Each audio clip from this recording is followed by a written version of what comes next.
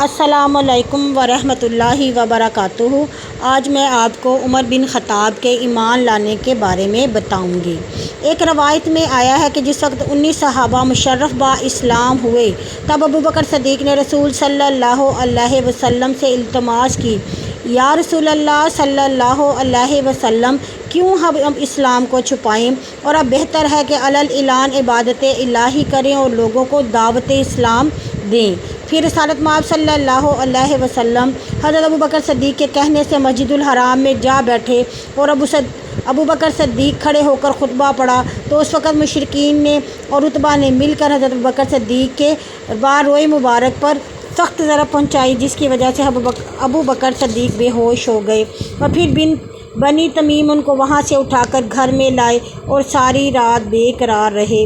جب ہوش آیا اور پھر رسول صلی اللہ علیہ وسلم کے پاس تشریف لائے، پھر رسول صلی اللہ علیہ وسلم نے ان سے پوچھا، اے ابوبکر، تم نے بہت تکلیف و رنج محبت میں اٹھایا۔ یہ بات سن کر حضرت ابوبکر صدیق نے کہا، یا رسول اللہ صلی اللہ علیہ وسلم، جو برضائے اللہ اور رسول مقبول مجھ پر گزرے میں اس سے ناراض نہیں ہوں، بلکہ بخوشی راضی و صابر ہوں، اور راحت عقبہ کو تمنا ہر وقت دل میں موجزن ہے، مگر ہاں عتبہ سے مجھ کو درد رنج ملا ہے، کیونکہ ضرب شدید کی وجہ سے میرے تمام اعضائے جسم میں درد پیدا ہو گیا ہے، جس کو دیکھ کر دین کے دشمن ہنستے ہیں۔ یہ سنتے ہی حضرت صلی اللہ علیہ وسلم نے اپنا دست مبارک حضرت ابوبکر صدیق کے تمام اعضائے بدن پر پھیرا، اسی وقت درد اور صدمے سے صحت پائی۔ حضرت صلی اللہ علیہ وسلم کی نبوت کے 5ویں برس حضرت عمر فاروق ابن خطاب ایمان لائے اور ان کے سبب اسلام میں تقویت اور عزت زیادہ ہوئی۔ حضرت علی کرم اللہ وجہہ سے روایت ہے، حضرت عمر فاروق رضی اللہ تعالیٰ عنہ قوت اور شجاعت اور جواں مردی اور حشمت میں عرب کے درمیان مشہور و معروف تھے، تمام عرب ان سے ڈرتے تھے۔ حضرت امیر حمزہ ایمان لائے تب ابو جہل نے ولید بن مغیرہ، ابو سفیان، ابو لہب اور حضرت عمر کے باپ وغیرہ سرداران قریش کو بلا کر کہا، اے قریش سردار، امیر حمزہ تو محمد بن عبداللہ پر ایمان لے آیا ہے، بیہودہ اور خرافات باتیں کرتا ہے، ایسی کبھی کسی نے نہیں کی اور نہ کسی سے ایسی باتیں سنی۔ یہ سن کر ابو لہب نے کہا، اے ابو الحکم، میری بات سنو، پہلی بات تو یہ کہ محمد بن عبداللہ کا سر کاٹ لو، بعد اس کے یاروں کا تدارک کیا جائے گا۔ ابو جہل نے یہ بات سن کر کہا، قسم ہے مجھ کو لات اور عزیٰ کی، جو کوئی محمد بن عبداللہ کا سر کاٹ لائے گا میں اس کو شتر کا بوجھ سونے اور چاندی اور 10 غلام اور لونڈی میں دوں گا۔ عمر بن خطاب نے کہا، یہ کام تو میرا ہے۔ ولید بن مغیرہ نے کہا، دیکھو محمد بن عبداللہ کی تائید میں تمام بنی ہاشم ہیں، یہ کام کیوں کر ہو سکتا ہے؟ یہ سن کر عمر بن خطاب نے لات و عزیٰ کی قسم کھا کر کہا، اگر بنی ہاشم ان کی تائید میں آئیں گے تو میں ان کو بھی اس تلوار سے قتل کر دوں گا۔ یہ کہہ کر تلوار لٹکا کر چلے۔ اتفاقاً اثناء راہ میں ایک عرابی سے ملاقات ہوئی۔ اس نے پوچھا، اے عمر، کہاں جاتے ہو؟ کہا، میں اس وقت محمد بن عبداللہ کا سر کاٹنے کو جاتا ہوں۔ یہ بات سن کر اس عرابی نے کہا، اے عمر، حمزہ کے ہاتھ سے کیسے خلاصی پاؤ گے؟ وہ تو عبداللہ بن محمد بن عبداللہ پر ایمان لا چکے ہیں۔ یہ بات سن کر عمر بولے، اگر وہ محمد بن عبداللہ کی تائید میں ہے تو میں اس کا بھی سر کاٹوں گا۔ پھر عرابی بولا، اے عمر، کیا تم اپنے گھر کی بھی خبر رکھتے ہو؟ بولے، نہیں۔ اس نے کہا، تیری بہن فاطمہ اپنے خاوند کے ساتھ محمد بن عبداللہ پر ایمان لا چکی ہے اور تیرا داماد سعید بھی ایمان لایا ہے۔ عمر نے کہا، ان کی اسلامیت کیوں معلوم ہوگی؟ کیونکہ اگر ان کو کھانے کے وقت اپنے یہاں بلاؤں گا تو وہ نہ آئیں گے، اس طرح سے کیسے معلوم ہوگا کہ وہ ایمان لائے ہیں؟ بس عمر یہ بات سن کر اپنی بہن کے گھر کی طرف چلے۔ راہ میں ایک عرابی سے ملاقات ہوئی۔ اس نے کہا، اے عمر، کہاں جاتا ہے؟ بولے، میں محمد بن عبداللہ کا سر کاٹنے جا رہا ہوں۔ تو عرابی بولا، بھلا ایک بات تو سن، جو تیرے سامنے بکری ہے تو اس کو پکڑ، تب معلوم ہوگا تیری شجاعت۔ بس عمر اس بکری کے پیچھے اس قدر دوڑے کہ تمام بدن پسینہ آ گیا اور آخر عاجز ہو گئے، لیکن بکری نہ پکڑ سکے۔ اپنے دل میں بہت شرمندہ ہوئے۔ پھر عرابی نے کہا، اے عمر، بکری تو نہ پکڑ سکا اور محمد بن عبداللہ تو شیر اللہ ہے، تو ان کو کیوں کر پکڑے گا؟ بس عمر وہاں سے خجالت پا کر غصہ ہو کر اپنی بہن کی طرف چلے اور وہاں جا کر یہ کہا، اے بہن مجھ کو بہت بھوک لگی ہے، کچھ کھانے کے واسطے لاؤ۔ تب ان کی بہن نے جلدی سے کھانا تیار کر کے ان کو لا کر دیا۔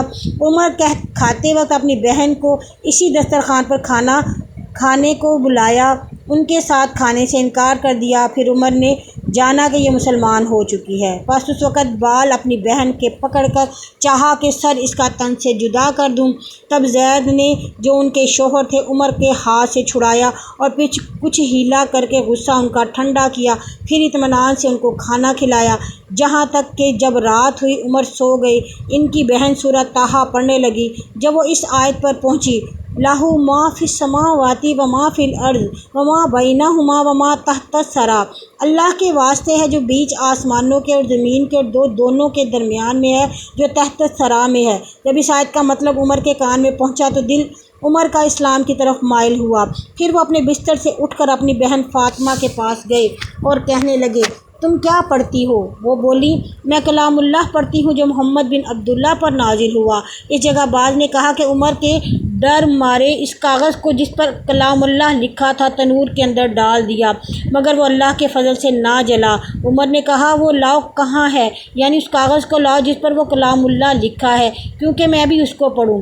تب ان کی بہن نے دیا کہ جو کوئی مشرک ہے وہ نجس ہے اور ناپاک ہیں، اگر تم اللہ تعالیٰ کے کلام کو پڑھنا چاہتے ہو تو پاک صاف ہو کر باطہارت پڑھو، کیونکہ اس کو چھونا بغیر پاکی کے درست نہیں۔ پھر اسی وقت عمر نہا کر پاک باطہارت ہو کر ہاتھ میں سورت کو لے کر پڑھنے لگے، پھر اس کے معنی اور مطالب دریافت کر کے رونے لگے، اور پھر ان کی اسلام کی طرف خواہش ہوئی۔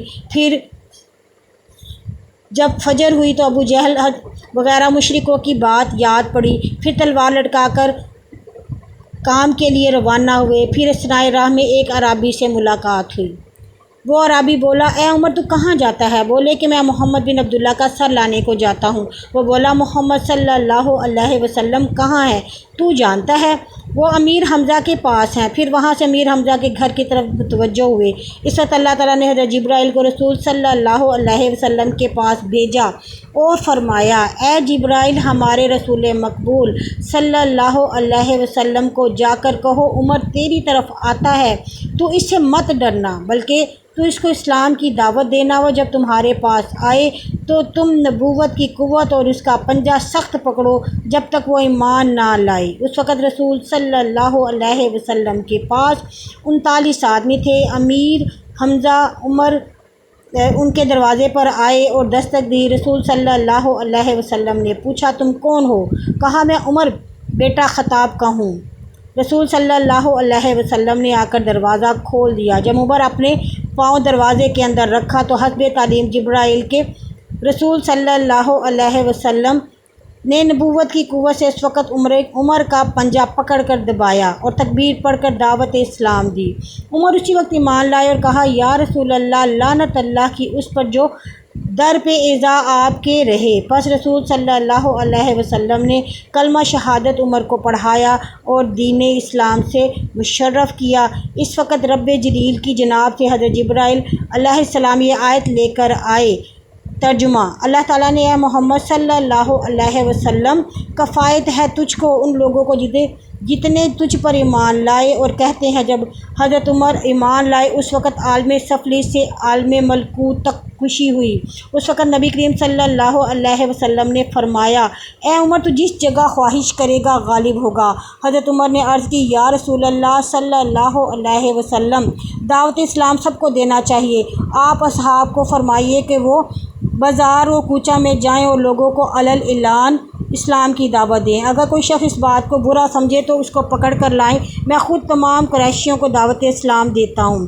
یہ کہہ کر حضرت عمر نے جب جمع کر کے قریش میں اسلام اور کہا کہ میں اسلام میں داخل ہو گیا ہوں اور حلقہ محمدی میں پہنچ چکا ہوں، اگر کوئی محمد صلی اللہ علیہ وسلم کو ایذا دینے کھڑا ہوگا تو میں اس کو زندہ نہ چھوڑوں گا۔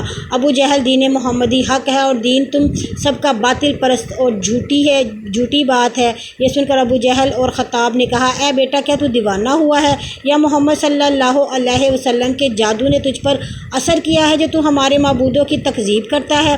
اب میں تجھ کو مار ڈالوں گا۔ حضرت عمر نے کہا، اے باپ، کفر کا کلام چھوڑو، اللہ اور اس پر رسول پر ایمان لاؤ اور سچے مسلمان ہو جاؤ۔ خطاب نے ان باتوں سے طیش میں آ کر کہا، اے عمر تو بیہودہ باتیں کرتا ہے، اس کے سبب آج تیری شامت آئی ہے، موت تیرے قریب آ گئی ہے جو تو ایسی ایسی باتیں کرتا ہے۔ حضرت عمر نے وہی شمشیر میان سے نکالی تو یہ دیکھ کر ابو جہل بھاگ گیا اور خطاب بھی بھاگنا چاہتا تھا، لیکن عمر وہی کام اس کا تمام کر دیا اور اپنے باپ کا سر کاٹ لیا۔ جب یہ خبر لوگوں تک پہنچی تو عمر کے رعب سے مکے کے گرد و نواح اور دیگر ممالک میں زلزلہ سا آ گیا، لیکن تمام مسلمان نہایت خوش و خرم ہوئے۔ جس دن یہ واقعہ آیا اس روز طائف اور مکہ میں کوئی باقی نہ رہا۔ دعوت اسلام اس حد تک پھیل گئی کہ نماز اور اذان جا بجا آشکار ہونے لگی، باجماعت نمازیں ہونے لگیں۔